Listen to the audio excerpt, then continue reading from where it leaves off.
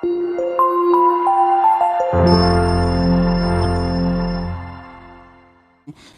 आज का टॉपिक हमारा बहुत ज़्यादा महत्वपूर्ण होने वाला है, क्योंकि गाइज ये जो हमारा टॉपिक है एग्ज़ाम व्यू के लिए बहुत ज़्यादा महत्वपूर्ण है। सो गाइज आज की इस वीडियो में हम चर्चा करेंगे कि भारत में कृषि क्षेत्र की महत्वपूर्ण कृषि क्रांतियाँ और उन्हें याद करने की ट्रिक। तो गाइज चलिए स्टार्ट करते हैं।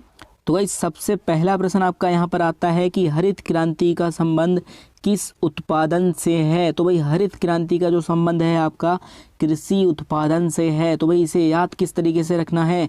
देखिए हरित क्रांति, हरित मतलब हरा, तो भाई हरित का मतलब हरियाली होता है। अभी जो हमारी कृषि अर्थात खेती किसानी होती है अभी तो हरी भरी होती है। तो इस तरीके से याद रख सकते हैं कि हरित क्रांति का संबंध आपकी कृषि उत्पादन से है। ठीक है गाइज। सेकंड प्रश्न है कि श्वेत क्रांति का संबंध किस उत्पादन से है। तो भाई श्वेत क्रांति का संबंध दुग्ध उत्पादन से है। याद कैसे रखना है। देखिए श्वेत का मतलब होता है वाइट, प्योर वाइट होता है।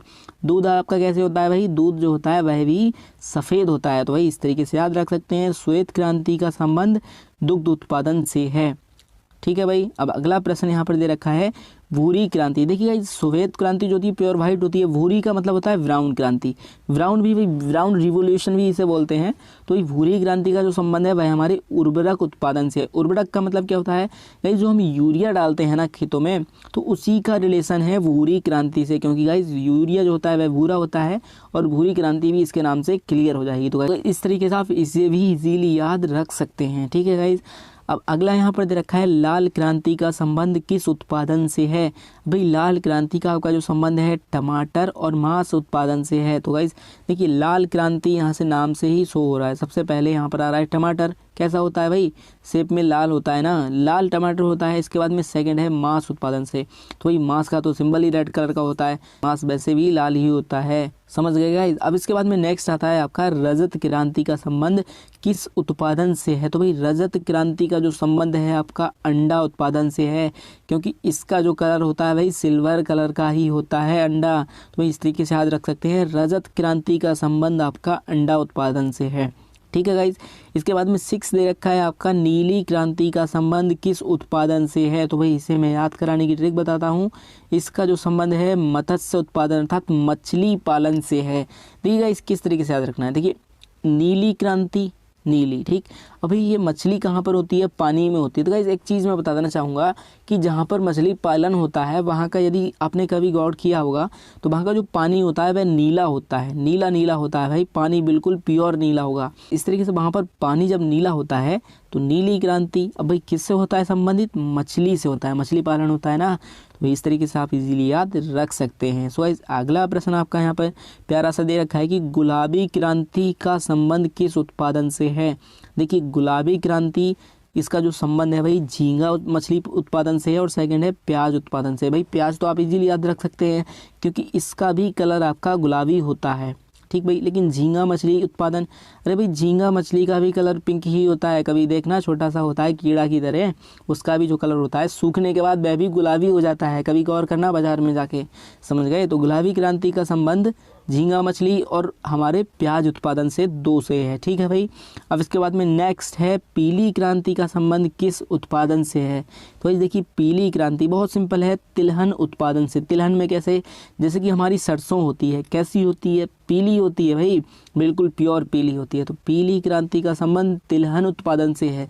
तिलहन में बहुत सारे जितने भी तिलहन की फसलें होती हैं सारा कुछ आ जाएगा। एग्जाम्पल मैंने सरसों का दिया है क्योंकि वो पीली होती है, इस वजह से आपको इजीली याद हो जाएगा। अब गाइस नेक्स्ट है यहाँ पर काली क्रांति का संबंध किस क्रांति से है। देखिए काली क्रांति, काली के नाम से ही हो रहा है भाई कोयला। ठीक, कोयला बहुत इजीली याद हो गया, कोयला से संबंध है। लेकिन पेट्रोल उत्पादन का क्या रिलेशन है भाई, पेट्रोल भी हमारा नीचे से जब निकलता है भाई काला होता है, उसके बाद में उसे फिल्टर किया जाता है, उससे डीजल निकलता है, केरोसिन निकलती है, बहुत सारे तेल निकलते हैं। तो इस तरीके से भाई काली क्रांति का जो संबंध है कोयला और पेट्रोल उत्पादन दोनों से है। ठीक है भाई। अगला प्रश्न है यहाँ पर देखो कि कृष्ण क्रांति का संबंध किस उत्पादन से। कृष्ण क्रांति भाई, कृष्ण क्रांति काफ़ी इंपॉर्टेंट रही है। कृष्ण क्रांति का जो संबंध है गाइस बायोडीजल से है, जो एक तरीके से काला ही होता है, ब्लैक ऑयल ही होता है। तो इस तरीके से कृष्ण भी काला होता है, बायोडीजल भी काला के अंतर्गत आता है। तो गाइस याद रखने में आपको कोई प्रॉब्लम नहीं होनी चाहिए। लेकिन काली क्रांति और कृष्ण क्रांति भाई सेम मत कर देना, समझ गए। अब इसके बाद में नेक्स्ट आता है गाइस आपका यहाँ पर हरित क्रांति। सॉरी गाइस, यहाँ पर हरित क्रांति नहीं होगा, यहाँ पर होगा हरित सोना। क्या होगा? हरित सोना क्रांति। तो भाई हरित सोना क्रांति का संबंध किससे है? हरित सोना आपका बांस उत्पादन से है। तो भाई एक चीज़ मैं यहाँ पर क्लियर करना चाहूँगा, जो हम बांस है हमारा, इसे भाई हरा सोना भी कहते हैं।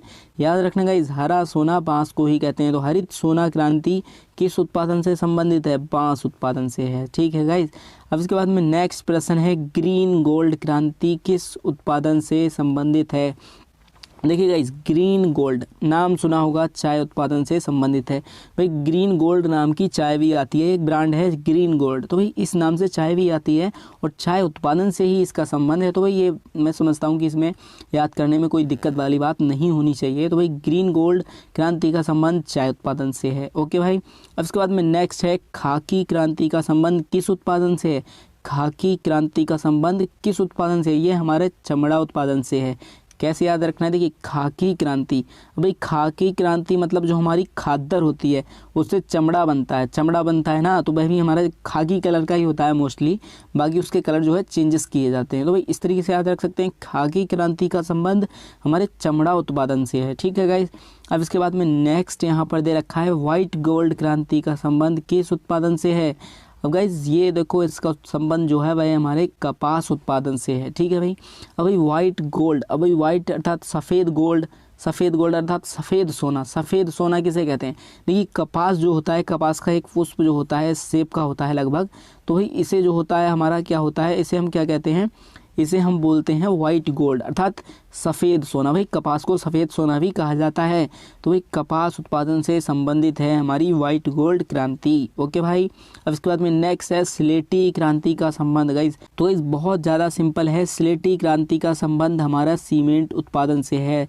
से स्लेटी है और से सीमेंट है, स्लेटी क्रांति। अब गाइस दूसरी चीज़ और बता दूं कि सीमेंट का जो कलर होता है वह भी स्लेटी कलर का ही होता है। तो इस तरीके से भी आप याद रख सकते हैं कि स्लेटी क्रांति का संबंध आपके सीमेंट उत्पादन से है।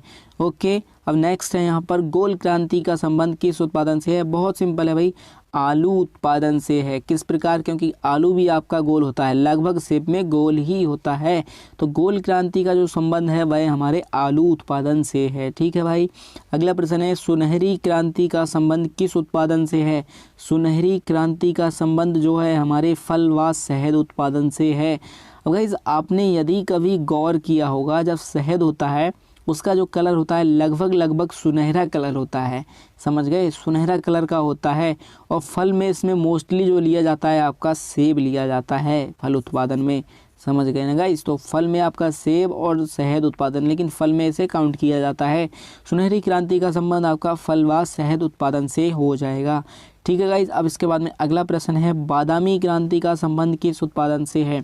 देखिए बादाम का भाई एक काम होता है, क्या काम होता है? उसे भाई मसालों में भी यूज़ करते हैं, समझ गए? तो इस तरीके से इसे याद रख सकते हैं, मसाला उत्पादन से हमारा बादामी क्रांति का संबंध है। तो बादामी क्रांति का संबंध किससे है? मसाला उत्पादन से, क्योंकि बादाम भाई मसाले में भी यूज़ किए जाते हैं। ठीक है भाई। अगला प्रश्न है, सदाबहार क्रांति का संबंध किस उत्पादन से है? तो भाई सदाबहार क्रांति का जो हमारा संबंध है वह जैविक तकनीकी से है भाई। तो भाई जैविक तकनीकों को बढ़ावा देना सदाबहार क्रांति का मुख्य उद्देश्य है। तो भाई सदाबहार क्रांति का संबंध आपका जैविक तकनीकी से है। अब इसके बाद में अगला प्रश्न आपका आता है, बहुत महत्वपूर्ण है भाई और लास्ट प्रश्न है भाई। क्या दे रखा है कि परामनी क्रांति का संबंध किस उत्पादन से है? तो भाई यह प्रश्न आपको याद रखना है कैसे भी, परामनी क्रांति का संबंध किस उत्पादन से है? ये हमारा भिंडी उत्पादन से है। भिंडी उत्पादन गाइज याद रखना, परामनी क्रांति का संबंध। और गाइज ये काफ़ी बार क्वेश्चन आया है, रिपीट हुआ है, परामनी क्रांति का संबंध हमारे भिंडी उत्पादन से है। तो गाइस यदि आपको इसका PDF चाहिए तो आप हमारे टेलीग्राम ग्रुप से भी जुड़ सकते हैं, जिसका लिंक आपको डिस्क्रिप्शन में मिल जाएगा। सो गाइस उम्मीद करता हूँ वीडियो पसंद आई होगी। वीडियो पसंद आई हो तो लाइक करना ना भूलें। सो गाइस आज की वीडियो में बस इतना ही था। बहुत जल्द ही मिलते हैं अपनी अगली वीडियो के साथ। तब तक के लिए टेक केयर, बाय बाय, जय हिंद, जय भारत।